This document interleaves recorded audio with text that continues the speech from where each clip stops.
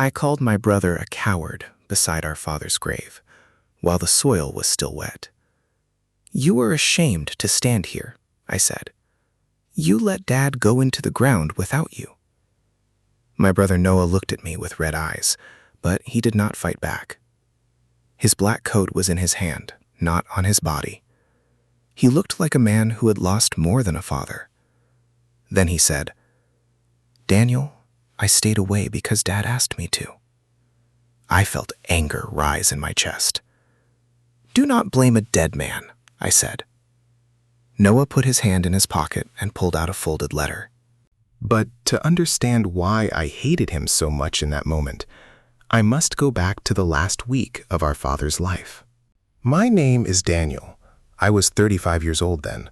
Noah was my older brother by 2 years. We lived in the same house as children, but we did not live the same life. I was the son people saw. Noah was the son people whispered about. I never asked why. I only thought he was quiet, weak, and too careful. Our father loved him, but he never showed that love in front of others. When Dad became very sick, I stayed near him every day. Noah came less and called less. I believed I was the loyal son. I did not know I was also the blind one. Dad lay in bed in his small room. His face was thin and his voice was soft. Every morning he asked me, "Did Noah call?" I always felt angry when he asked. "Why do you keep waiting for him?" I said one day. "I am here." Dad looked at me with tired eyes. "Being here is not always simple," he whispered. I did not understand. To me, love was simple. If you loved someone, you came. If your father was dying, you stood beside him. That night, I called Noah and said, "Dad is asking for you again." Noah was silent for a long time. "Is he in pain?" Noah asked. His voice sounded heavy. "Yes," I said, "and you should see it with your own eyes." He breathed slowly, like my words had hurt him. "Daniel, I want to come." I stood in the kitchen, holding the phone too tightly. "Then come," I said. "Stop talking like a child." Noah said, "There are things you do not know." I laughed because I was tired of his secrets. "There is always something with you," I said, "always a reason to stay away." He whispered, "Please, do not make this harder." I looked toward Dad's room and said, "You already made it harder."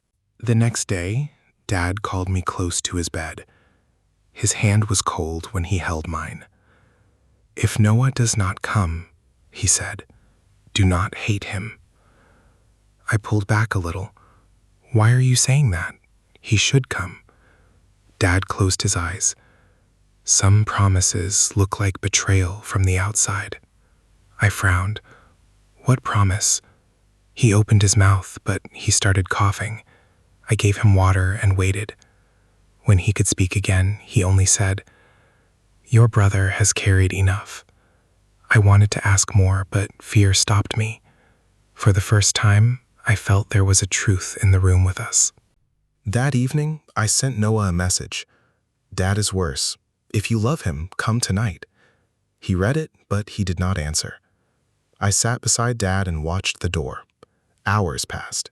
No footsteps came. No car stopped outside. Dad woke up near midnight and asked, "Is Noah here?" I lied and said, "Not yet." Dad looked at the ceiling and smiled sadly. "He was always closer than people allowed him to be," he said. I thought sickness was confusing him. I did not know he was speaking clearly. Before sunrise, Dad held my hand again and whispered, "Tell Noah I knew." Then his breathing changed. Dad died that morning. I was beside him when his hand became still. I cried until my chest hurt. Then my sadness turned into anger. I called Noah many times. He did not answer. I sent him one message. "Dad is gone. The funeral is tomorrow. Do not hide behind shame."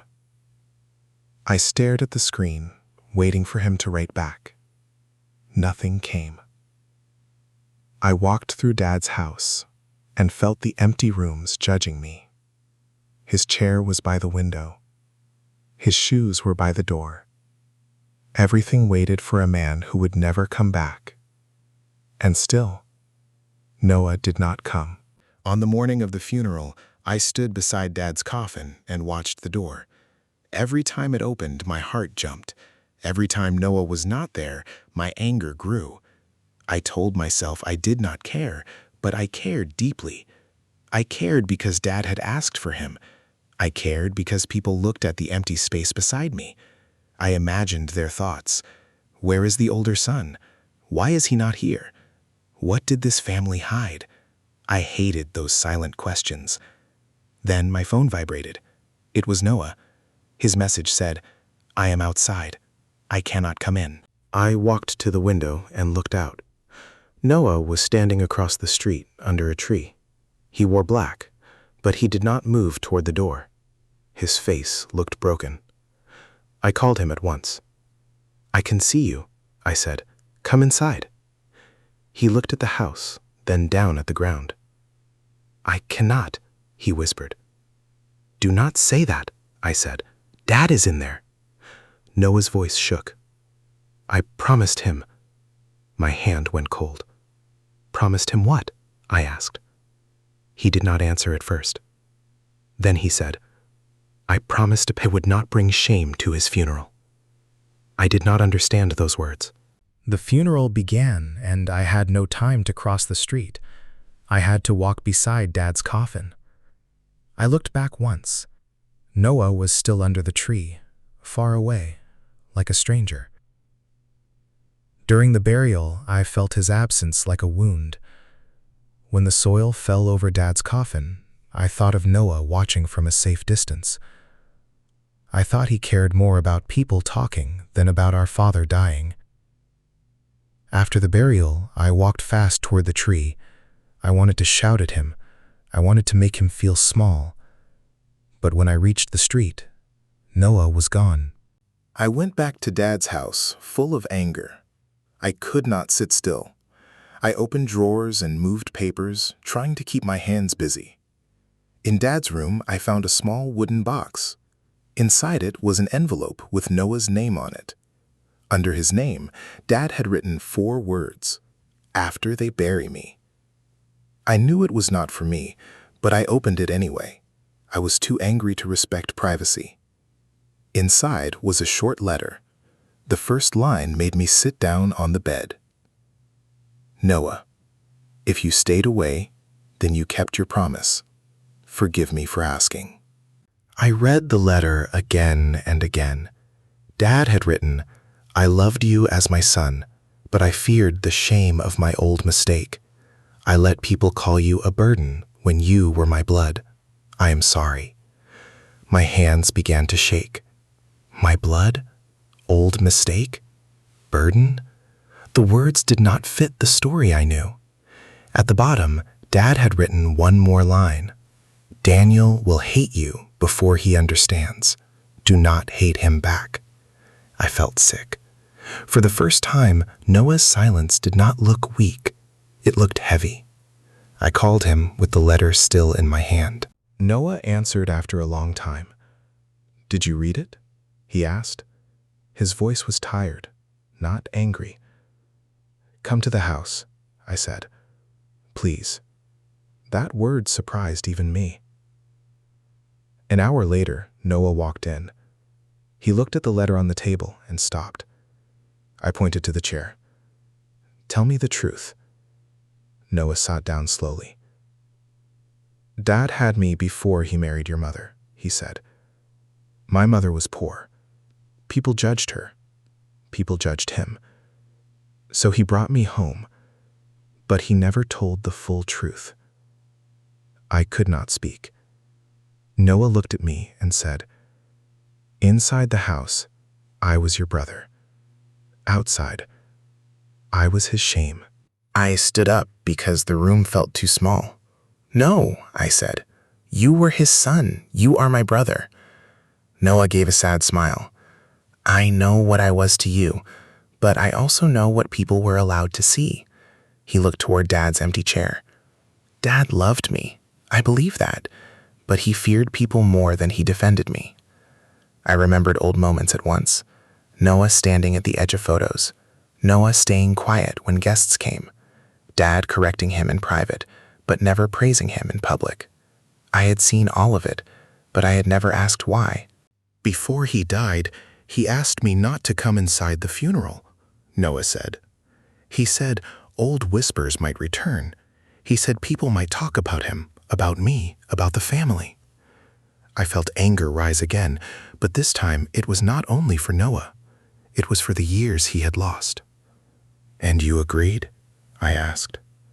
Noah's eyes filled with tears. "He was dying, Daniel. How could I fight him at the end?" He pressed his hand to his chest. So I stood outside. I heard the prayers. I watched from the street. I said goodbye like a secret. That sentence broke me. I sat across from him and covered my face. I had called him a coward because he obeyed a painful promise. I had called him weak because he carried our father's fear one last time. "Why did you let me hate you?" I asked. Noah wiped his eyes. "Because you loved Dad," he said. "I did not want to break him in your heart on the day you buried him." I looked at him and felt shame burn inside me. He had protected our father's image, even after our father had failed to protect his place. I whispered, "I am sorry." But those words felt too small. Noah did not forgive me quickly, and I did not ask him to. We sat in Dad's house for a long time. We spoke about things we had never named. He told me how it felt to belong and not belong at the same time. He told me how every family gathering made him careful. He told me how much he loved Dad, even when that love hurt him. I listened, really listened, maybe for the first time in my life. Then I told him Dad's last words. He said, "Tell Noah I knew." Noah closed his eyes and cried. "He knew I loved him," he whispered. In the weeks after the funeral, I stopped defending the old silence. I looked at our childhood with open eyes. I saw how many times Noah had stepped back so I could stand forward. I saw how many times he swallowed pain to keep peace. One afternoon, I found old photos in Dad's box. In many of them, Noah was half outside the frame. I placed them on the table and called him. When he came, I said, "I do not want you outside the frame anymore." He looked at the photos for a long time. Then he asked, "Is it too late for us to be brothers?" I shook my head. "No," I said, "but we must start with the truth." We went to Dad's grave together the next morning. There were no guests, no whispers, and no rules made by shame. Noah stood beside me, not behind me. I looked at the grave and said, "Dad, your son is here." Noah cried quietly. Then he placed the folded letter on the soil and said, "I kept your promise. Now I am free." I put my arm around my brother. I had called him a coward because I judged an empty place. But sometimes the empty place is where the deepest sacrifice was standing.